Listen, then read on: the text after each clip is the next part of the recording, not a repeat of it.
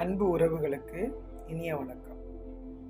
நிறைய பேருக்கு ஒரு பேரண்ட்ஸவோ, அதாவது பெற்றோர்கள், வயது முதிர்ந்தவர்கள், இல்லை கொஞ்சம் படிக்க தெரியாதவங்க, இல்லை நம்மள மாதிரி நிறைய விஷயங்கள் தெரியாதவங்கள பார்த்தா இப்படி ஒரு கேலி கிண்டலாக நக்கலாக பேசுறது ஒரு பழக்கமாக இருக்கு. நிறைய குடும்பங்களில் பெண்களுக்கு இது நடக்கும். ஹஸ்பண்ட் ஒய்ஃபை பார்த்து உனக்கு என்ன தெரியும், உனக்கு இதெல்லாம் எதுக்கு, வேலையை பாரு, சொன்னால் மட்டும் புரிஞ்சிட போதா அப்படின்னு சொல்லுது. பிள்ளைங்க அம்மாவை டேக்கன் ஃபார் கிராண்டடாக நினச்சிக்கிட்டு, அதாவது நம்ம அம்மா தானே அப்படிங்கிற மாதிரி நினச்சிக்கிட்டு அம்மாவை கிண்டல் பண்ணுறது. எங்கள் அம்மாவுக்கு அதெல்லாம் ஒன்றும் தெரியாது, அதெல்லாம் ஒன்றும் புரியாது. நம்ம விளையாட்டாக ஃபன்னியாக நம்ம சொல்லலாம், அது கிடக்கு, அதுக்கு ஒன்றும் தெரியாது, அது லூஸ் மாதிரி ஏதாவது வளரிட்டு கிடக்கும் இப்படின்னு.